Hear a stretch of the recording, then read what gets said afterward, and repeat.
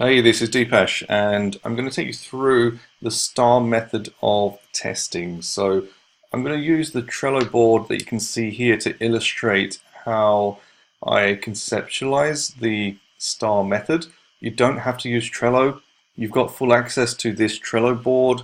The URL is here, and it should hopefully be working for you. So feel free to type it out and maybe even follow as you go. There will be a link alongside this video as well, which you can hopefully click on to see the board. Now, when it comes to testing, if you've seen my videos already, especially around the graduation framework, you know that testing is such a core part of what I do. Now, you don't have to have a formalized process to do your testing, but for some people it helps, and certainly helps to put structure in place around how you actually come up with ideas and take those through fruition as well. So there are some things within Facebook that you'll be testing really, really fast and iterating. There are maybe other things where you just want to track and monitor all the way through. I run a Facebook ads agency, so for multiple clients I have boards where I can track different tests that are in the pipeline. If you're running your own account, maybe you don't want to track it so much. Also, maybe you do. Maybe you do want to see that, in Q4 last year you did this testing and it didn't work, so that when Q4 comes around again, you can go back into your test log and actually see what works as well. So let's just dive straight into STAR method of testing. So STAR is setup, test, analyze, and repeat, and it's a cycle that I use around testing. The setup phase is about prioritizing, about building your test as well. The test phase is actually running it. Then there's the analysis stage where you actually look at not just did it work or didn't it, but why did it work or why did it not work? And then you repeat that cycle. So you take your learnings into your next test, whether they were winners or not. Now, within this Trello board, I've put a note at the top of every column so you can get a sense for how I use the process. The different columns here are what's called a Kanban style of process. So you can drop different cards in and they follow a kind of cascading route from left to right. So I would put all of my ideas here and create idea one, which is whatever. And then within the card, I'd put the details. So if you click into the README, it will talk you through, it will visualize how to use the card. So I would name the card something descriptive for the test. So test new HR audiences 2.3. I think by using the new HR audience 2.3 or whatever audience name it is, I will find a new audience with good volume, etc. So the description I would put into this area and the card name I would put up here so that I can kind of keep track of what's going on. I've labeled this red just as an FYI to have it at the top of the column.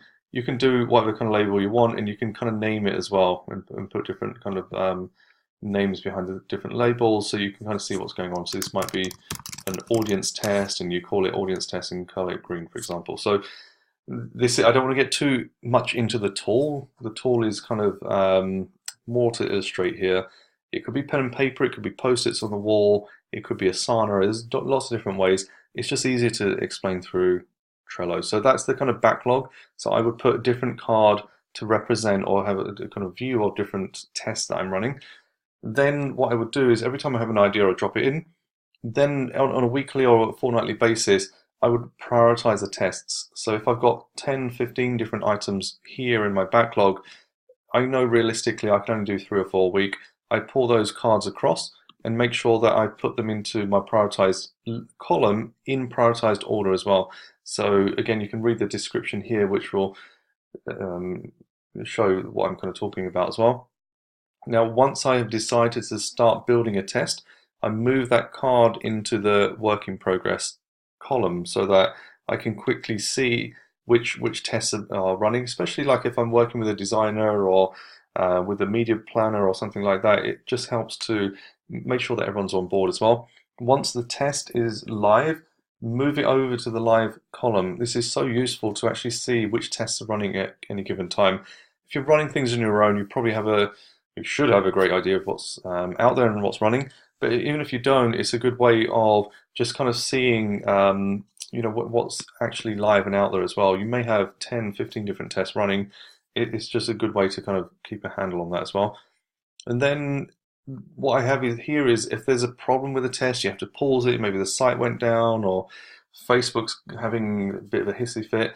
You can then drag that card into on hold, and it's just there ready to be either pushed back in live or maybe pushed back into the work in progress or whatever it needs to be. And then what I do is once I have a result, I then push the card into the analysis section. Here, what I'm doing is I want to understand why a test worked or why it didn't work, and I want to put some data in there, maybe attach a report, so you can add attachments here, for example. But I want to know a bit more detail about that as well. And then what I do is to move the cards to either winner or loser. And so over time, you have a whole list of winners or losers. You know, when you're running tests for months into years, this column can get quite messy. So what I've ended up doing is literally just linking a document here and then pasting into a Word doc, a Google Doc or a Google Sheet, my test results. Or you can just drop the card in. If you're not doing so many tests, you can have a list of all your cards here. Make sure you date them and make sure they're search friendly as well. So if you search for a card up here, it's easy to find. And your kind of winners and losers just help you to keep track and kind of view what's going on. So that's the kind of STAR method of testing.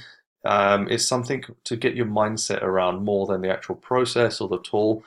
If the process and the tool kind of come together and Trello is great for you, you can take a copy of this board and you can kind of use it for your own purposes, which is fine.